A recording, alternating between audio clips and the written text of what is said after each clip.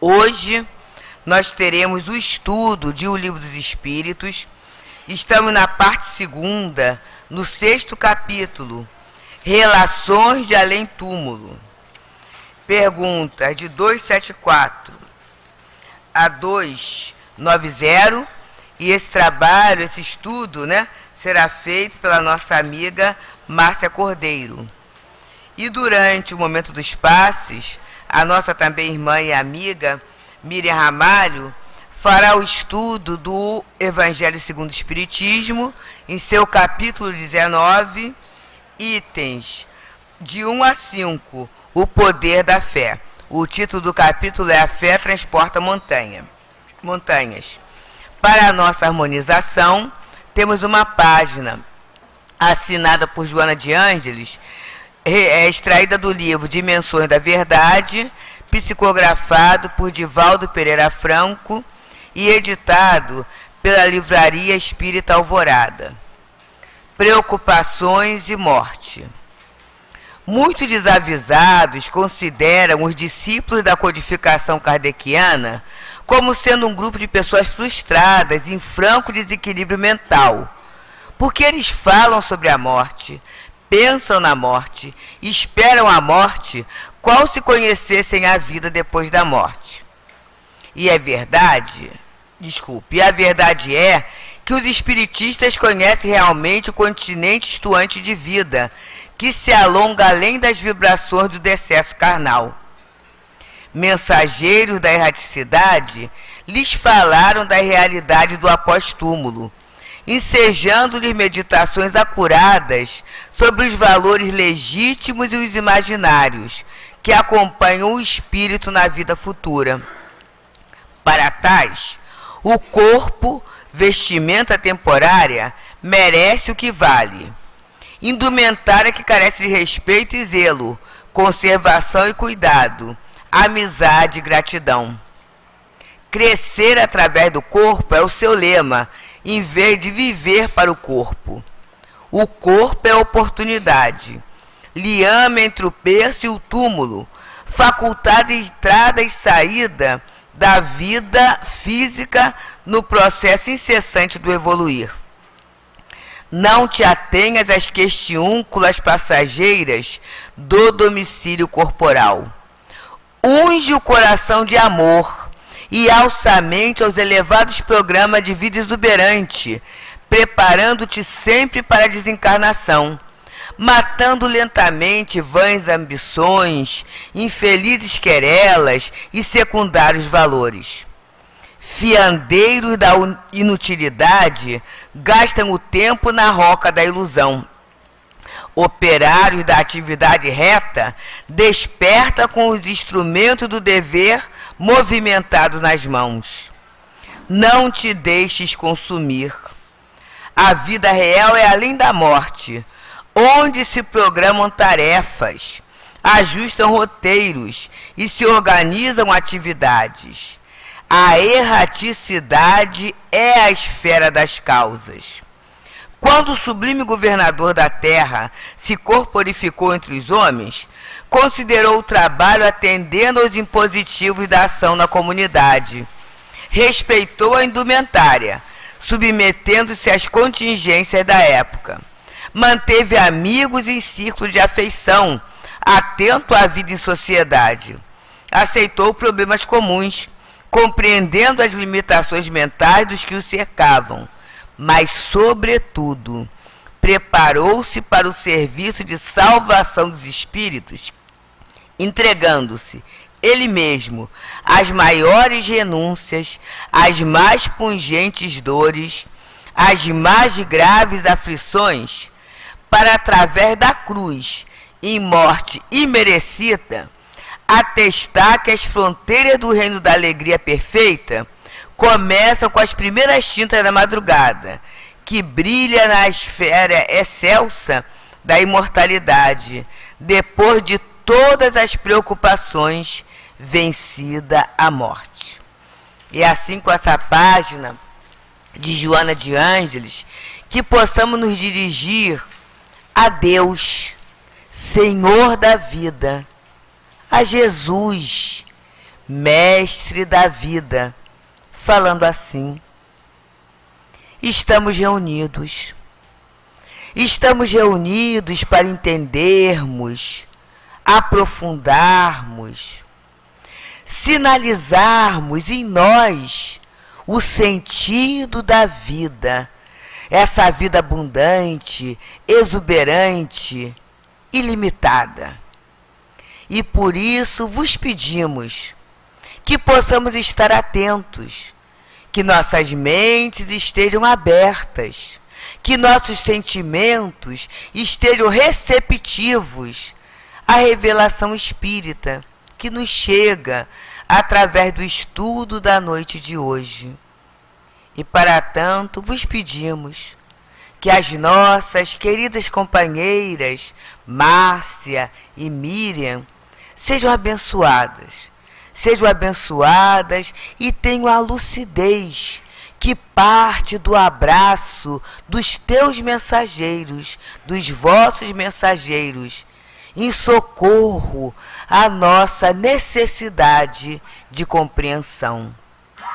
E assim que possa ser, em nome de Leon Denis, de Allan Kardec e de toda a cúpula diretora da nossa casa, da casa que nos acolhe. Que seja em teu nome, Jesus, mestre e amigo, e que seja, sobretudo, em vosso nome, Deus, Pai de todos nós, que possamos dar por iniciada a reunião de estudos e de passes da noite de hoje. Que assim seja. Bem, amigos, como falamos anteriormente, estamos estudando na parte segunda esse 6º capítulo que fala da vida espírita. E a nossa lição de hoje é Relações de Além-Túmulo. Leremos algumas questões. Questão 274. As diferentes ordens de espíritos estabelecem entre eles uma hierarquia de poderes. Há entre eles subordinação e autoridade? Respondem os espíritos: sim, muito grande. Os espíritos têm uns sobre os outros uma autoridade relativa à sua superioridade, e que eles exercem por um ascendente moral irresistível. Subpergunta A. Os espíritos inferiores podem subtrair-se à autoridade daquele que lhes são superiores? Respondem os espíritos: eu disse irresistível. Questão 275.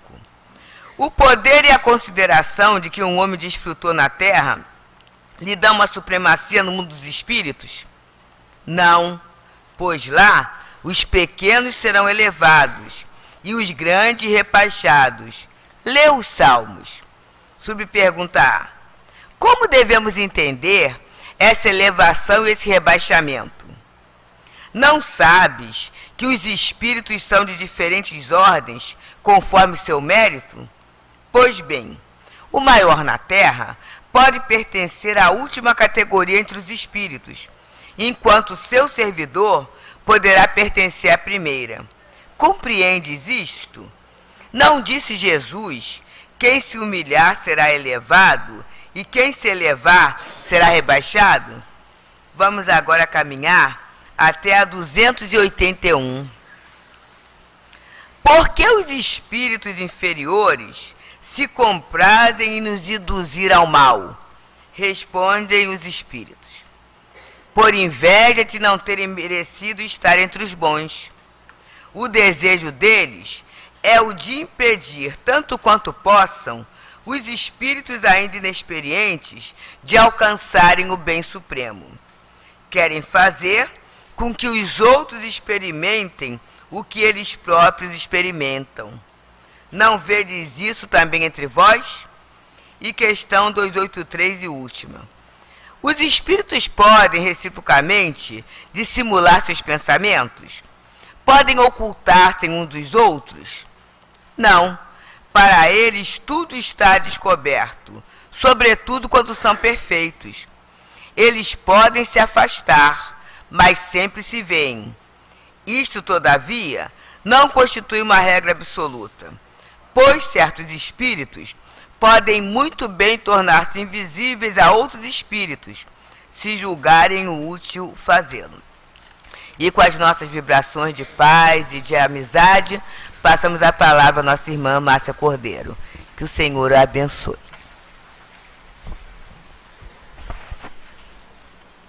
Amigos, irmãos, todos nós que aceitamos o convite da Casa Espírita para ela comparecermos ou à distância, pelas facilidades que a mídia nos oferece, aceitamos o convite de, por alguns instantes, interromper o fluxo laborioso das nossas atividades, dos nossos dias, e pensarmos juntos sobre a realidade do mundo espiritual com o auxílio da doutrina dos Espíritos.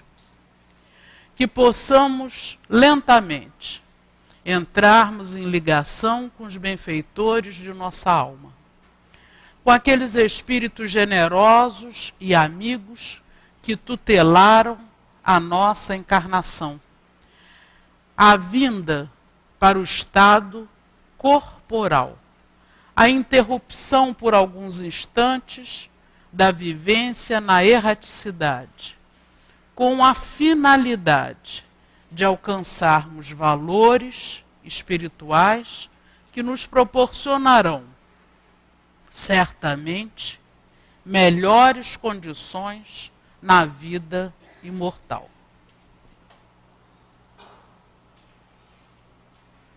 O capítulo da noite de hoje, que trata da vida espírita, da vida no mundo invisível, da vida no mundo imortal, apresenta múltiplos aspectos para a nossa reflexão.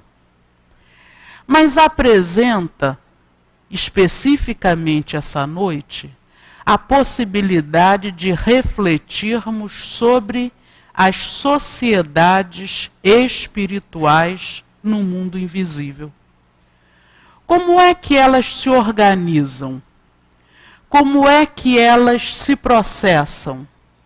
Como é que convivemos os espíritos, uma vez que cessem temporariamente as características que rodeiam a nossa personalidade atual?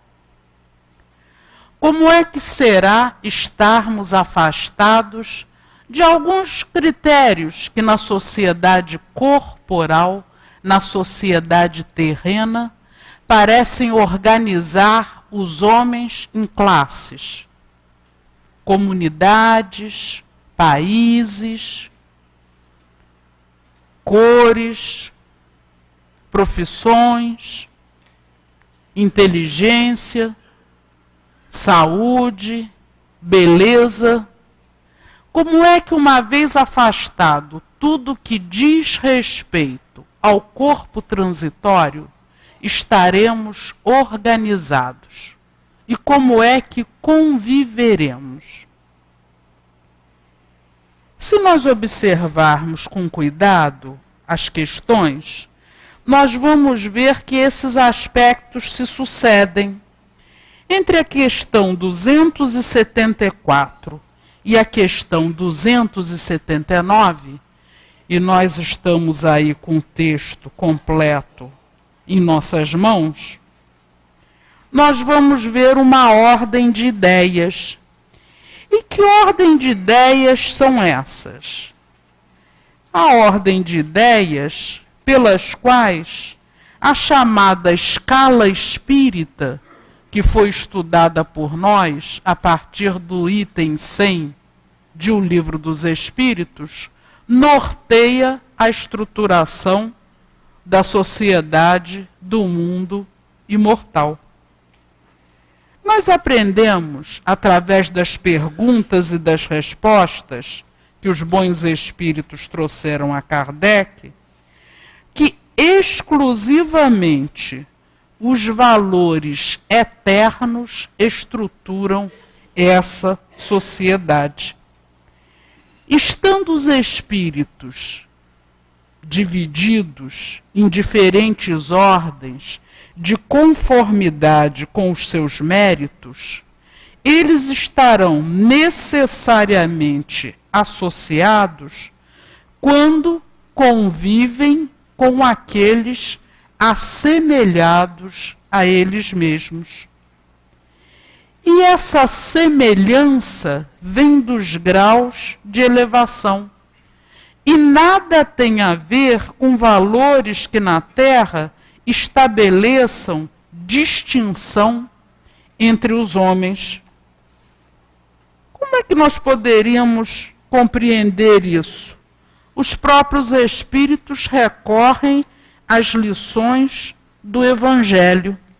E recorrendo às lições do Evangelho segundo o Espiritismo, uma rainha de França, no capítulo 2 do Evangelho segundo o Espiritismo, nos dá um testemunho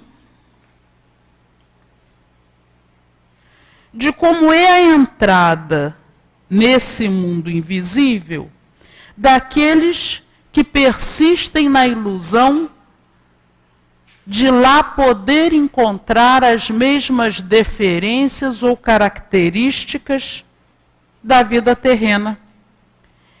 Ela se refere às condições em que ela chega ao mundo invisível, dizendo assim: rainha entre os homens, acreditei que entraria como rainha no reino dos céus. E diz que sentiu-se desiludida e humilhada de não ser recebida como soberana, mas ver acima dela, ou seja, tratados com deferência e respeito, homens que ela considerou insignificantes e que desprezava, porque não tinham aquilo que ela chama de sangue nobre. Um pouco mais adiante, o mesmo Evangelho segundo o Espiritismo, no capítulo 7º, que estuda como bem-aventurança os pobres de espírito, ao nos oferecer reflexões através das mensagens espirituais sobre o orgulho e a humildade, se refere àquelas criaturas que consideram-se protegidas da dor ou de qualquer adversidade pela riqueza material e que consideram mesmo que Deus, tendo-os colocado numa determinada posição, deu-lhes um selo de melhor qualidade em relação àqueles que não detêm os mesmos recursos. E os espíritos assim advertem: orgulhosos, antes de serdes nobres e poderosos, o que fostes? Curvai as vossas frontes altivas, que Deus pode abaixar no momento exato em que as elevais mais alto. Todos os homens são iguais na balança divina. Somente as virtudes podem distingui-los aos olhos de Deus. E as questões e as respostas dos espíritos vêm nos dizer que muitas vezes, é a nota da questão 278, a virtude e o vício se acotovelam na terra sem trocarem palavra. Mas, em compensação, nesse mundo espiritual, é a resposta à questão 268, por afinidade os da mesma categoria de elevação se reúnem, formam grupos, formam famílias, unem-se pelos laços da simpatia e pelos fins a que visam. Ou seja, pode ser que uma vez transpostos os limites da morte, não tenhamos tanta facilidade de acesso a alguns corações. É possível que eles caminhem muito à nossa frente e gravitem para as suas famílias espirituais. E os benefícios da sua convivência, dos seus ensinamentos e dos seus conselhos estarão em nós como lembranças, mesmo que tenham sido contados como nossos parentes consanguíneos na face terrena. Observemos que, se tratando do contato com aqueles que estiveram na nossa família consanguínea, e lá estão as questões 285 e 286 a nos ensinar, os espíritos se reconhecem por terem convivido na terra, o filho reconhece o pai, o amigo reconhece o seu amigo. Deixando os despojos mortais, a alma vê imediatamente parentes e amigos que os precederam no mundo dos espíritos. Os espíritos nos ensinam que pode ser que isso aconteça, mas imediatamente será dependente de uma série de circunstâncias. Vamos recordar, com auxílio da literatura mediúnica, situações concretas sobre esses aspectos gerais das nossas relações nas sociedades espirituais. Obra bem conhecida de todos nós, Nosso Lar. O autor, André Luiz. Muitos anos depois de desencarnado, é socorrido por alguém que ele não conhece. Socorrido, auxiliado, internado em parque hospitalar, apoiado pela generosidade de muitos. Lá dentro dele bate o tempo todo a saudade. A saudade do lar terreno, esposa, filhos, a saudade daqueles que haviam antecedido a sua passagem para o mundo espiritual. E, embora extremamente reconhecido ao auxílio recebido, ele pergunta quase envergonhado para o enfermeiro Lísias: acredita que é possível que nos encontremos aqui com aqueles que transpuseram os portais da morte antes de nós? Como uma criança que, pensando na mãe, no pai, no parente querido, será que ele vem hoje à festa da escola? Lísias responde: mas como não? Você se considera esquecido? Ah, mas meu pai e minha mãe. E ele tem a notícia que todo o processo intercessório havia se realizado graças à elevação materna que se encontrava depois da morte empenhada em novamente retornar à terra, reunindo marido, reunindo filhos, reunindo os espíritos que marido e filho tinham atraído para junto deles por determinadas afinidades desequilibradas, para caminhar com eles na direção da paz e da luz. E é exatamente como o menino alegre que vê chegar a mãe ou o pai na escola, que no momento em que ele recebe essa visita, ele retorna ao passado, toma noção das condições em que se encontra o pai.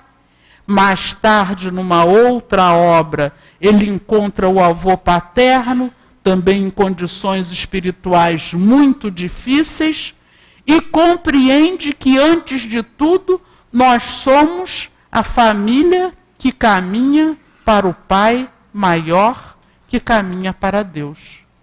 E que o faz através dos diversos recursos que a paternidade divina nos oferece nessa fase que chamamos encarnação.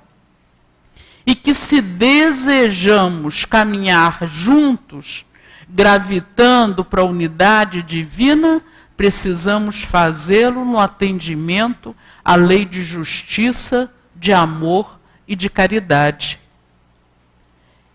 Aprendemos também, na literatura de André Luiz, e aí já é em outra obra, e a obra é Sexo e Destino, a compreensão de algumas outras noções que estão aí para nós na resposta à questão 285.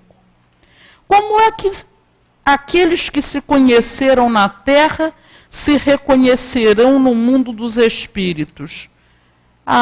Vemos o passado e lemos nele como um livro. Esse mesmo André Luiz, atendido no Parque Hospitalar, recebe a visita de Dr. Henrique de Luna e, através da leitura do invólucro fluídico, do perispírito, Dr. Henrique de Luna fala das causas espirituais das doenças que levaram o corpo à morte. E diz ainda que essas causas, persistindo, trazem os desconfortos daquele momento. Henrique de Luna não havia consultado André Luiz durante a visita terrena, mas começa a nos dar a noção do que esclarece a questão 284. Como podem os espíritos, não tendo corpo, de comprovar suas individualidades, distinguir-se dos outros seres que os rodeiam, pelo perispírito. Mas já na obra Sexo e Destino, o benfeitor instrutor Félix permanece em tarefa de assistência a espíritos reencarnados que lhe constituíram núcleo familiar há muitas existências atrás, e o faz de modo quase anônimo, porque esses mesmos espíritos não conseguem reconhecer a sua individualidade. E não reconhecem porque Félix progrediu.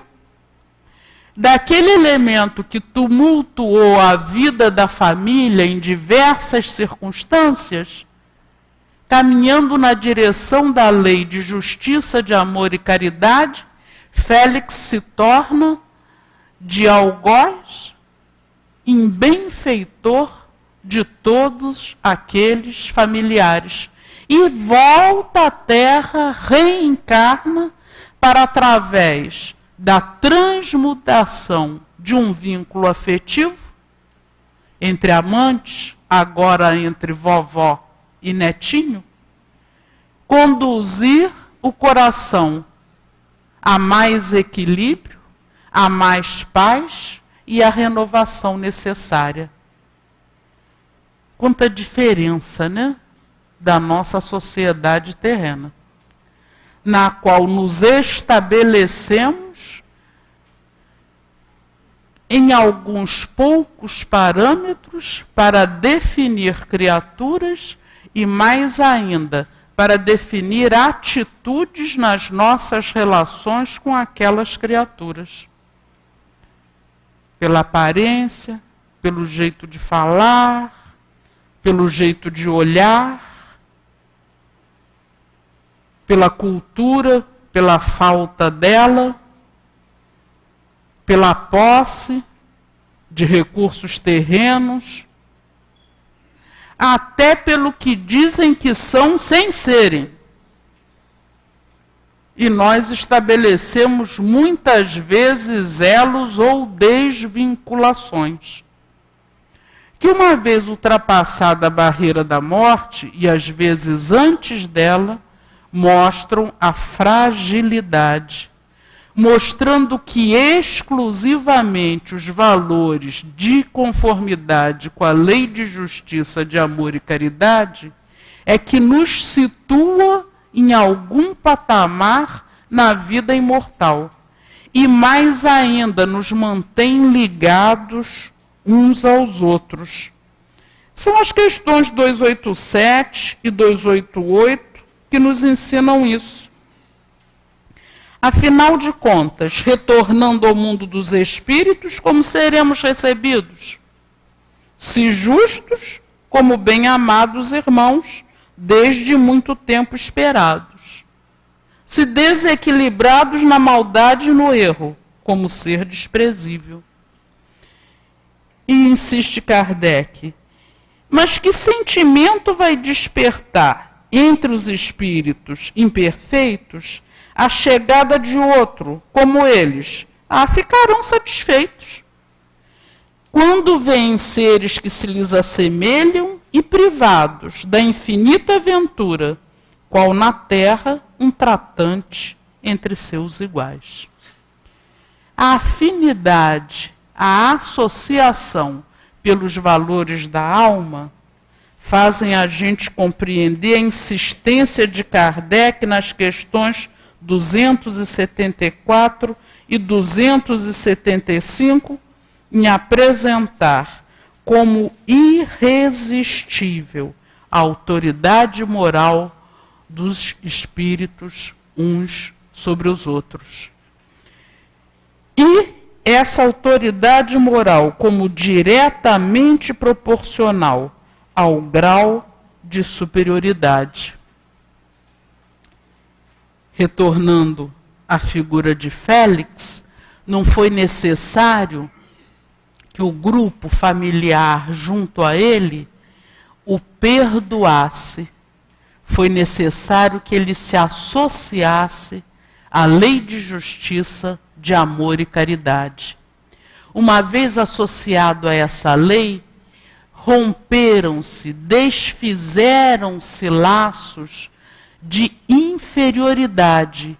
Estão sendo reconstruídos laços de amor através da renúncia e da sustentação uns em relação aos outros, para alcançarem o equilíbrio e a paz.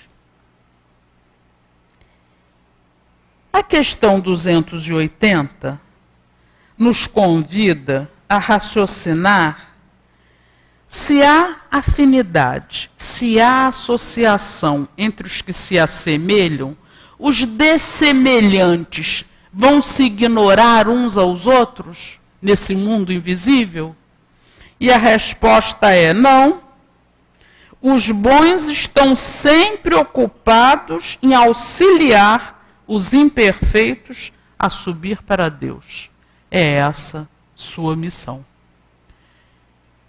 Quando nós pensamos na lei de sociedade e na disposição dos capítulos em O Livro dos Espíritos, o estudo da lei de sociedade antecede o estudo da lei de progresso, nós ficamos sabendo que viver e conviver é um dos mecanismos pelos quais a lei de Deus nos facilita o progresso e o crescimento.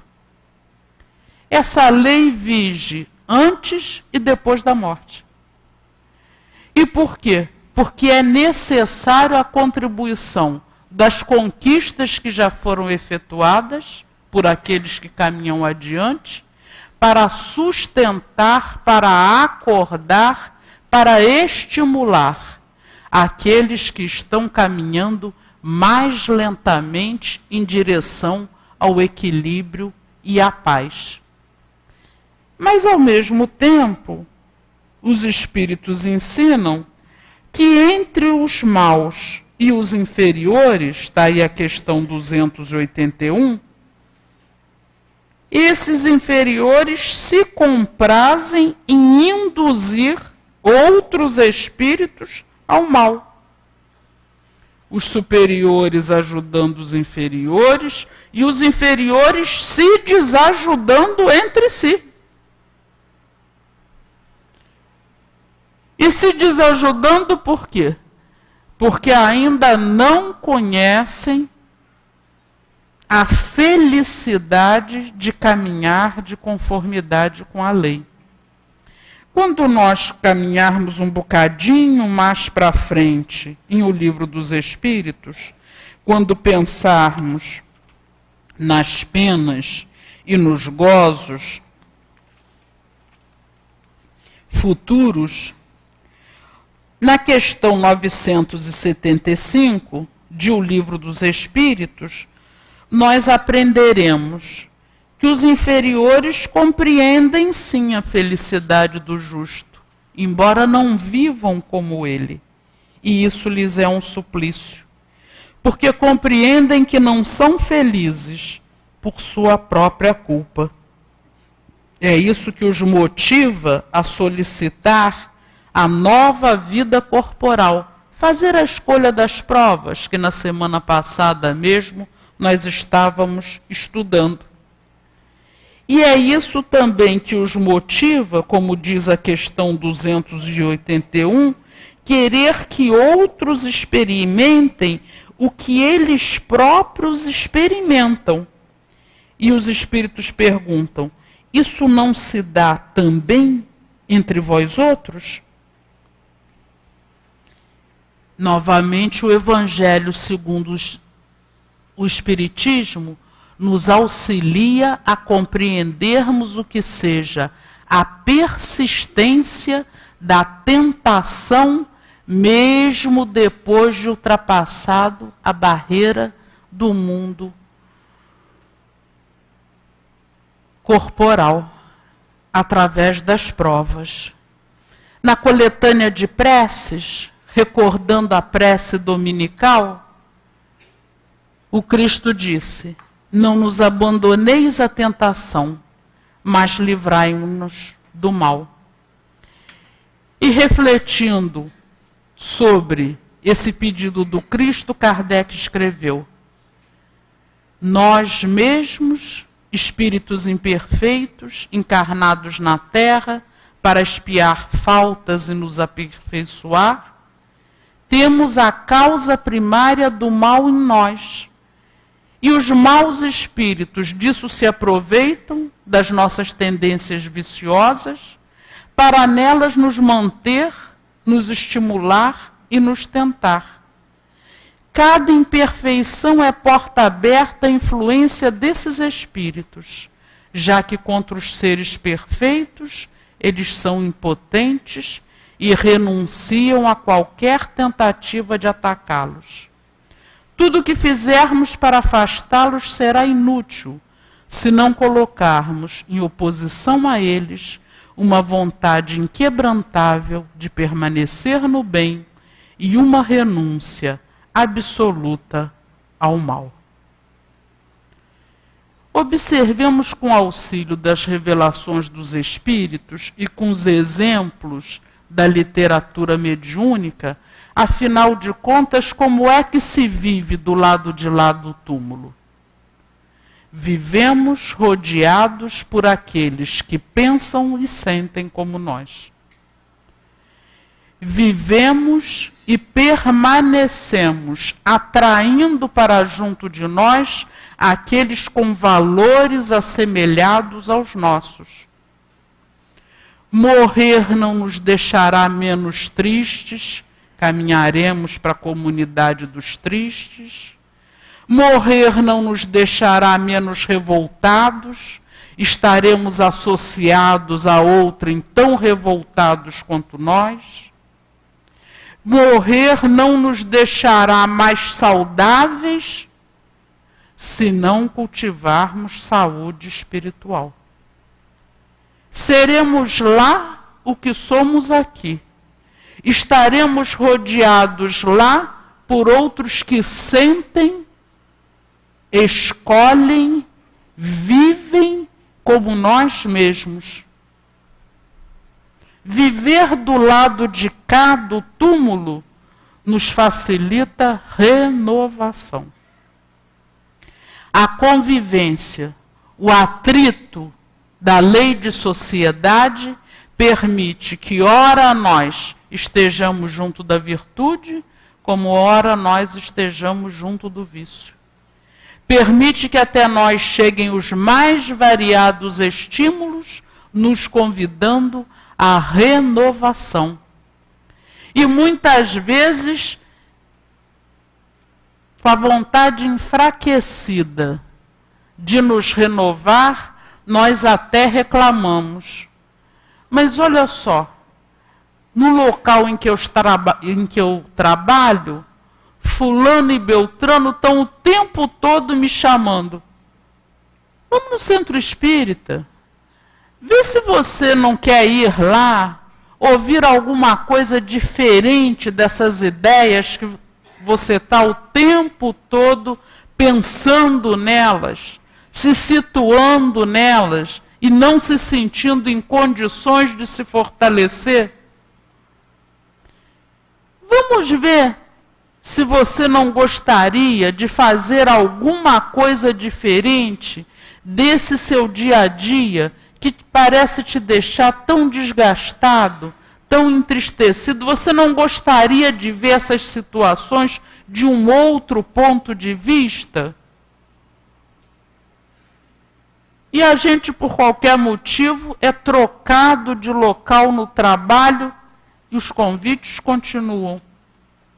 Outras ideias, renovação, pensar diferente, olhar sobre um outro prisma. E necessariamente nós não nos sentimos bem. Mas será possível? Em todo lugar que eu vou tem alguém para me falar disso, que a morte não existe. Tem alguém para me dizer que, olha, nós continuaremos vivendo. Quando nós estamos nos acomodando com um sentimento de abandono de nós mesmos, de desistência de lutar por nós mesmos, e muitas vezes até de lutar pela própria existência. A sociedade terrena nos possibilita a convivência indiscriminada. A sociedade espiritual nos faz gravitar entre aqueles que têm os mesmos valores do que nós. Mas, ao mesmo tempo, sabemos da existência daqueles que venceram essas lutas que estamos enfrentando e, porque conhecem o esforço necessário para vencer essas lutas, no mundo espiritual estão incessantemente nos convidando a enfrentarmos as próprias dificuldades, ainda que através de um novo período de existência na Terra. Nossos benfeitores, nosso anjo guardião, nos convidando a retornar em outro corpo, junto com alguns desses amigos com os quais estamos construindo a nossa trajetória de evolução espiritual, com outras oportunidades nas quais possamos conscientemente abraçar o caminho que conduz a Deus. Ou seja, a paternidade e a misericórdia divina não se conforma com a estagnação. A paternidade e a misericórdia divina renovam de múltiplas formas a oportunidade de renovação das nossas ideias, de equilíbrio do nosso sentimento. Não existem certas palavras no vocabulário divino. Nunca me modificarei. Eu nasci assim, eu sou assim, eu vou morrer assim. Poderei morrer algumas vidas assim, mas para imortalidade não. Num determinado momento deverei alterar aquela maneira de ser, de ver, de pensar, de sentir, para me ajustar a esse convite, que é sempre o do progresso.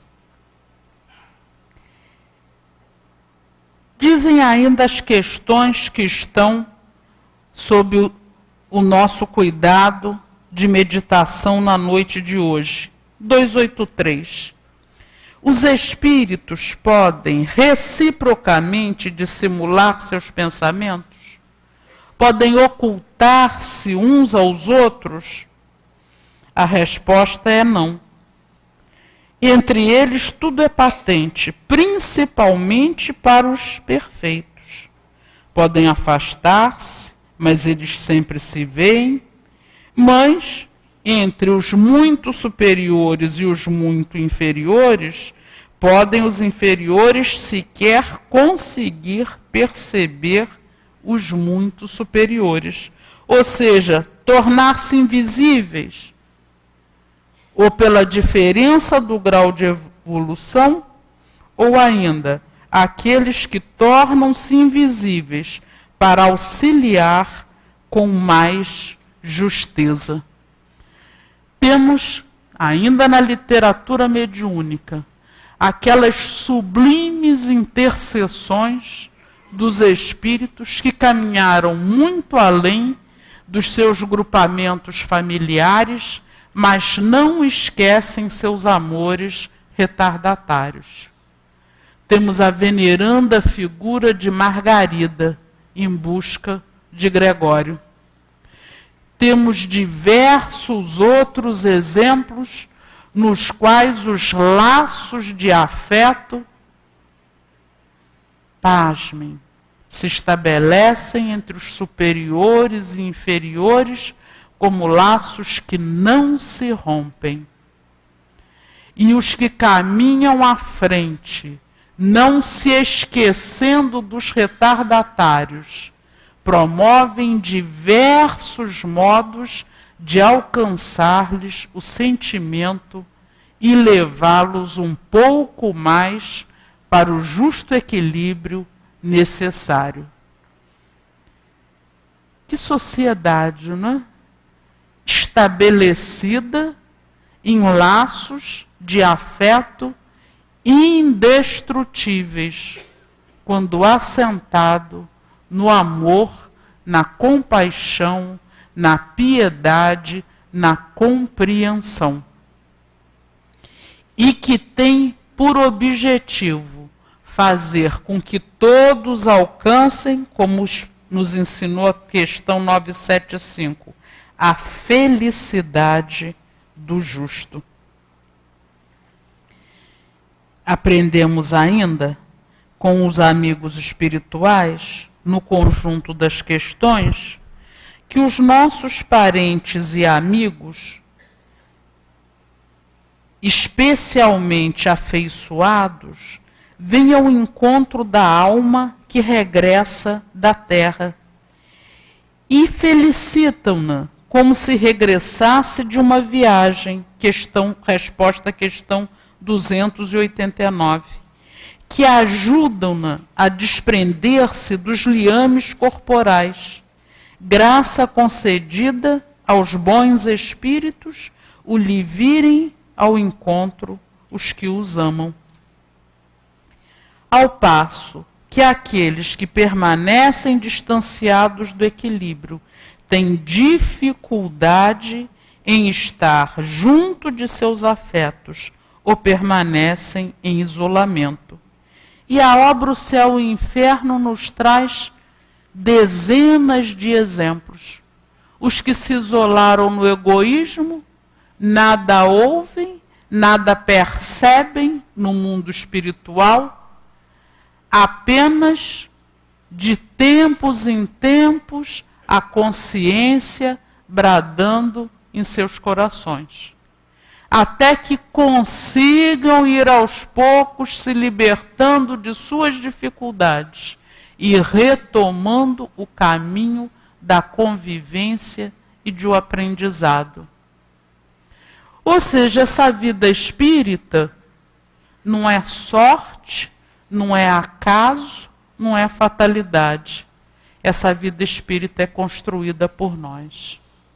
Ela é construída através dos milênios, à medida que nós desenvolvemos os valores que haverão de estar para sempre conosco porque ajustados à lei de justiça, de amor e de caridade. Essa vida no mundo espiritual estará sempre se renovando com os estímulos da misericórdia divina ou com a nossa própria busca de equilíbrio. Essas situações que foram sucessivamente apresentadas para nós, ainda retornando à literatura mediúnica, e agora a obra é Obreiros da Vida Eterna, na qual a casa transitória de Fabiano se prepara para mover-se na ambiência do mundo espiritual, porque uma tempestade magnética deverá sanear resíduos de pensamento inferior. E a casa transitória sustenta espíritos arrependidos.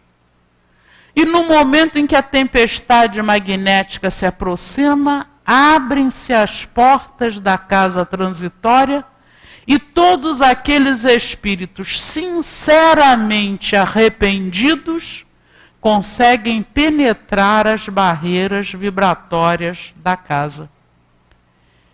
Vêm cantando hinos de arrependimento e de louvor a Deus, e com isso conseguem volitar acima do ambiente e penetrar a atmosfera espiritual sublimada da casa e iniciar um tempo de renovação.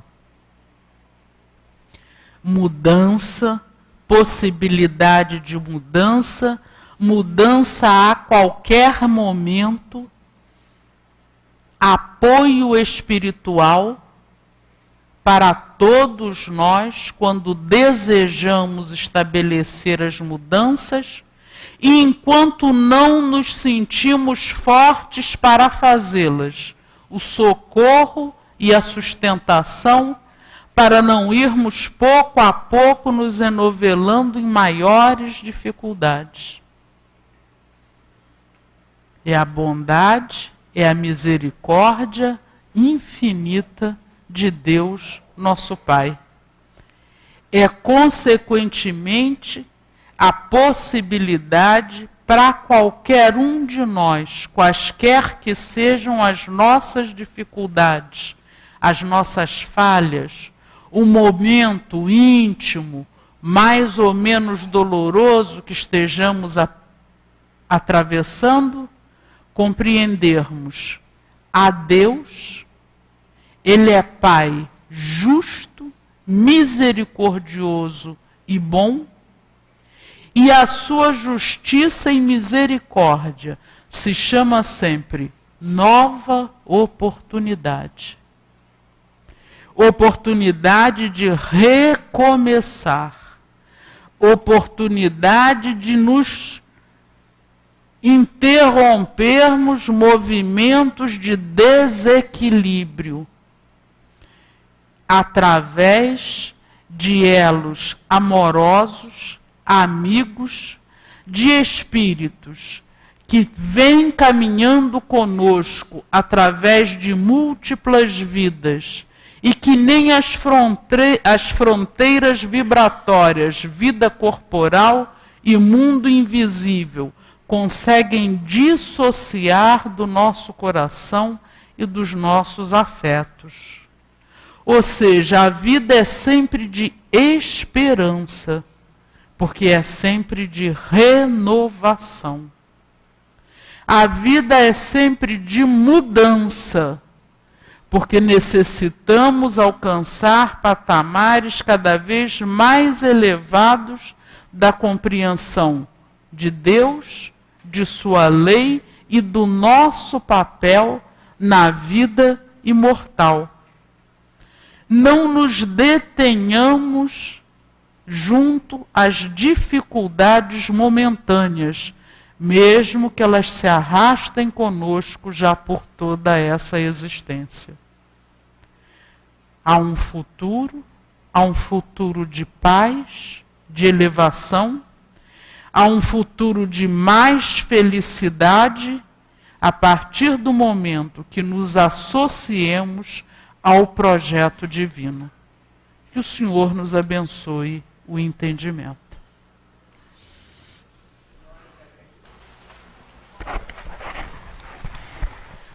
Nós agradecemos a nossa querida irmã Márcia, que o Senhor Jesus possa continuar fortalecendo seu coração, seu empenho, seu cuidado com o estudo, para que possamos ter momentos, né, de esclarecimento e de renovação das nossas ideias.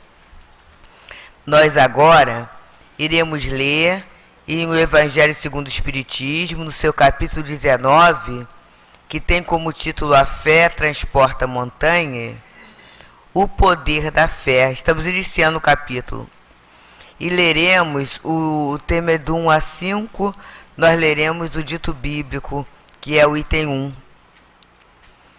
Quando Jesus foi para junto do povo, um homem aproximou-se dele e, pondo-se de joelho aos seus pés, disse-lhe: Senhor, tem piedade de meu filho que é lunático, que sofre muito, pois muitas vezes cai no fogo e muitas na água.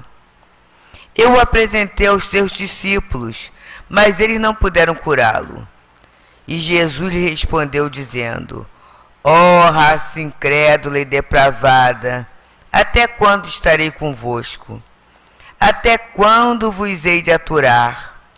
Trazei aqui esse menino. E Jesus, tendo ameaçado o demônio, fez sair do menino, que ficou curado no mesmo instante. Então, os discípulos vieram se encontrar com Jesus em particular e lhe perguntaram: Por que nós não pudemos expulsar esse demônio? E Jesus lhe respondeu: Por causa da vossa incredulidade. Porque em verdade vos digo, que se tivesses fé como um grão de mostarda, dirias deste monte: passa daqui para acolá, e ele passaria, e nada vos seria impossível. Está anotado em Mateus, capítulo 17, versículos de 14 e 20. E vamos ler um pedacinho do item 2. No bom sentido, é certo que a confiança em suas próprias forças torna o homem capaz de executar coisas materiais que não se podem fazer quando se duvida de si mesmo. Mas aqui é unicamente no sentido moral que se devem entender essas palavras. As montanhas que a fé transporta são as dificuldades, as resistências, em uma palavra, a má vontade que se encontra entre os homens, mesmo quando se trata das melhores coisas. Os preconceitos da rotina, o interesse material, o egoísmo, a cegueira do fanatismo, as paixões orgulhosas, são outras montanhas que barram o caminho de qualquer pessoa que trabalhe pelo progresso da humanidade. A fé segura proporciona a perseverança, a energia e os recursos que permitem vencer os obstáculos, tanto nas pequenas coisas como nas grandes. A fé vacilante traz a incerteza, a hesitação de que se aproveitam aqueles que devemos combater. Ela não procura meios de vencer, porque não acredita que possa vencer. Então agora, aqui na casa de Leon Denis, os médios que estão escalados para a tarefa de passe irão desmovimentar. E nós temos durante esse tempo um material muito rico para meditarmos acerca da imortalidade, acerca das nossas relações com os espíritos, acerca do objetivo da nossa vida, que é a renovação, acerca das nossas necessidades de melhoria e de entendimento. E nós que estamos em nossos lares, nossos pontos de origem, sintonizados com o estudo, com a reunião da casa, tenhamos a certeza absoluta que o socorro também chegará. Basta que nos coloquemos na posição de fé, de confiança, para que possamos receber os benefícios e a visita desses benfeitores espirituais, tão zelosos, como eu disse a lição, pelo nosso bem, pelo nosso progresso, pela nossa melhoria moral. E é por isso, Jesus, que confiantes e conscientes de que os bons espíritos se empenham em nos ajudar, em estimular o nosso progresso, em fornecer tudo aquilo que é possível para que possamos estar atentos na nossa caminhada enquanto filhos de Deus, é que rogamos ao teu coração que possa ser em teu nome, sobretudo em nome de Deus, que possamos dar por iniciado este momento de paz. Que assim seja. Companheiros, que Jesus, o Mestre amado, o amigo incondicional, que é aquele com o qual nós podemos contar em todos os instantes da nossa existência, que Ele nos abençoe. Este capítulo que estamos iniciando hoje, a fé transporta montanhas, as montanhas das nossas dificuldades.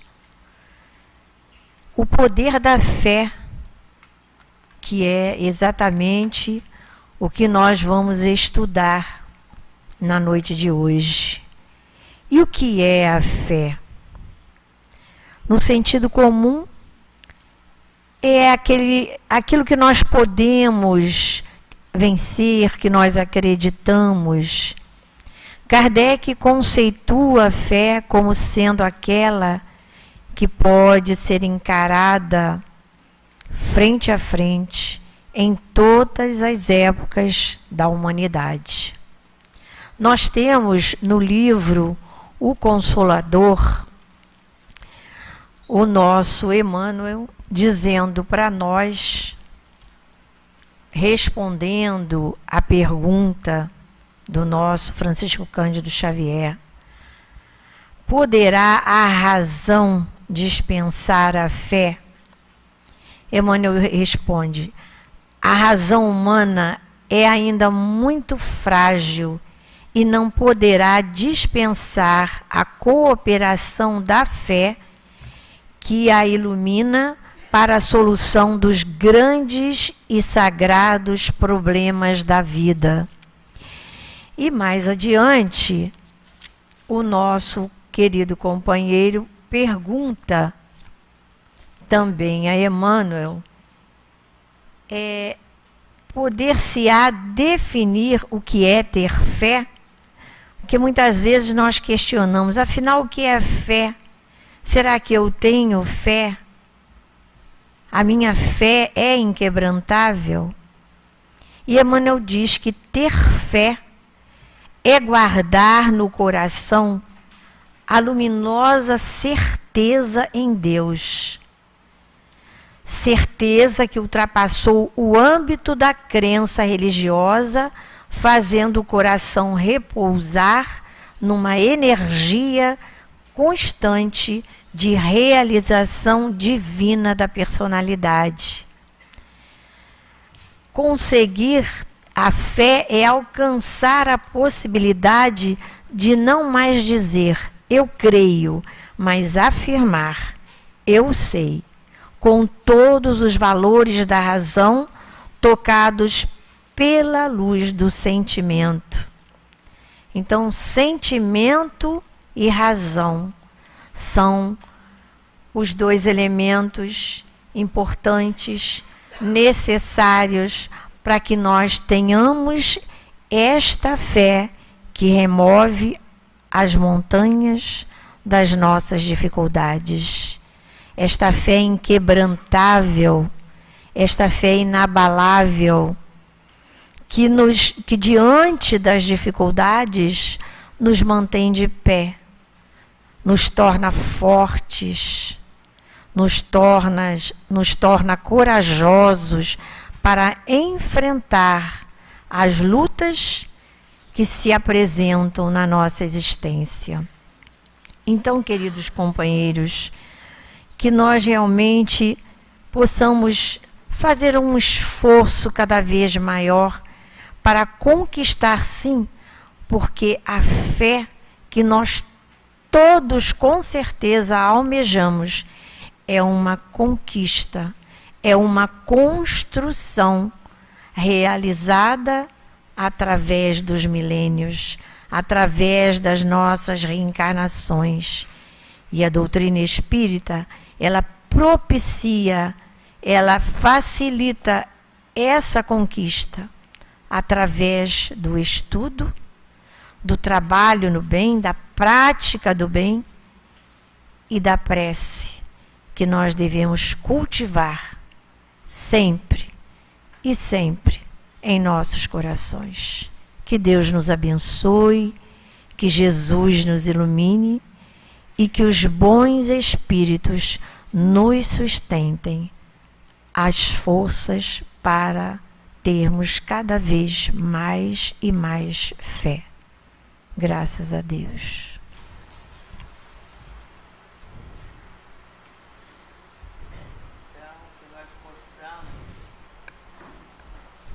Que nós possamos manter a nossa postura de silêncio, de quietação, de respeito, para ouvirmos a mensagem do plano espiritual. Meus prezados irmãos, que Jesus Cristo abençoe a todos. Ontem, hoje, amanhã, as leis divinas são eternas. O Espírito que caminha através das reencarnações, pouco a pouco, aprende a se conduzir segundo essas leis divinas. No momento, a humanidade ainda engatinha, na sua grande maioria, para entender e se instruir de maneira apropriada dessas leis divinas.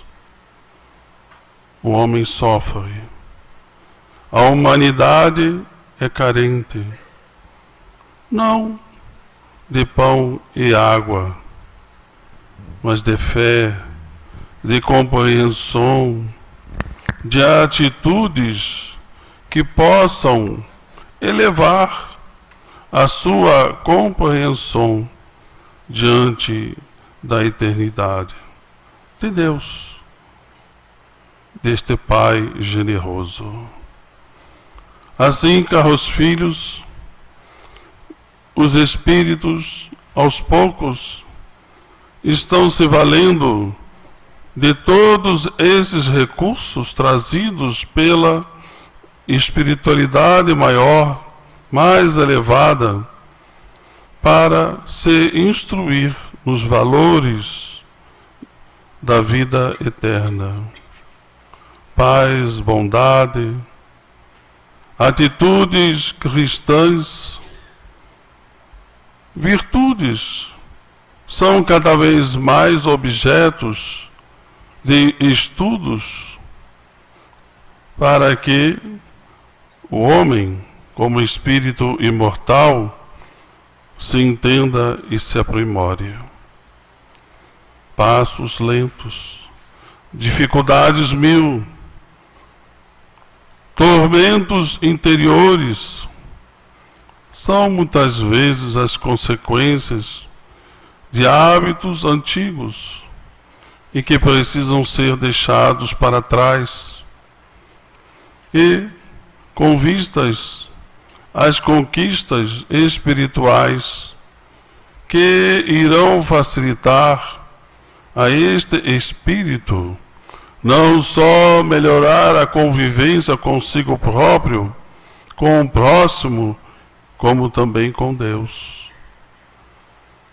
Para a compreensão é preciso o estudo. Para o discernimento é preciso o estudo. E é isto que muitas vezes o homem teme, a verdade.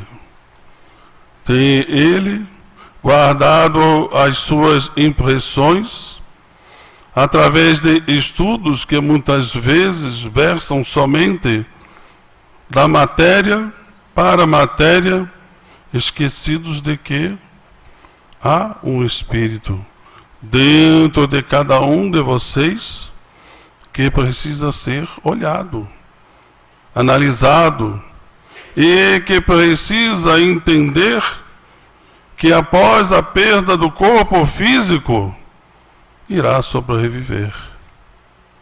Como ele irá sobreviver? Terá ele construído algo que importe para o divino? Terá ele feito amizades? Terá feito o bem? Terá sido ele compreensivo? Terá tido compaixão? Tudo isso, caros filhos, a doutrina espírita analisa e explica.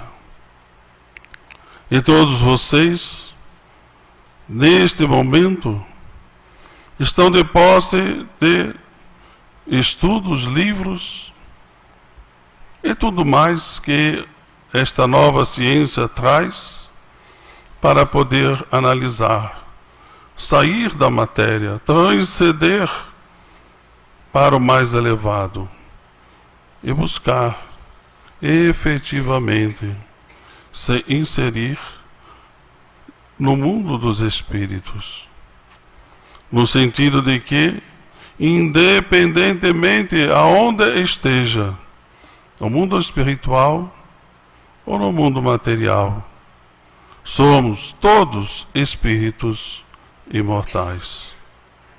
Assim, todos vocês, dentro desse esforço, lembrem-se, estudar e trabalhar. O trabalho produzirá sempre obras generosas para que, dentro desse capítulo de vida, possam se alegrar e, ao chegar no mundo dos espíritos, abraçar os amigos, os parentes, todos aqueles que igualmente amam, e, porventura, algum fique para trás, possam todos aqueles que estão unidos ajudar os que ainda estão nesta fase de retardo. Assim é o progresso, assim é a colaboração, assim é a compreensão de que todos estamos caminhando para o progresso e ninguém ficará para trás. Um abraço do Herman e que Deus fortaleça e ampare a todos vocês igualmente. Muita paz. Senhor meu Deus, Mestre Jesus, só nos resta te entregar o sentimento de gratidão profunda pelo convite à renovação, ao progresso que acendeu em nossos espíritos a esperança de que somos amados, a esperança de que seremos melhores, a esperança de que há um futuro luminoso, desperto, grandioso para todos nós. E rogamos, vos rogamos, Pai amado, Jesus de Nazaré, que possamos guardar em nós essas vibrações generosas, para que em nossos caminhos possamos ter pisadas mais firmes, mais pacificadas, mais misericordiosas. E assim, agradecidos pelos momentos de paz, de lucidez, de esperança que partilhamos na reunião de hoje, vos rogamos, Pai, que seja em vosso nome, que seja em teu nome, Mestre Jesus, que seja em nome de Leon Denis, de Allan Kardec e de toda a espiritualidade, diretora e trabalhadora de nossa casa, que possamos dar por encerrada a reunião de estudos e de passes da noite de hoje. Que assim seja. Ele tem, não tem? Ele tem. Ele vem.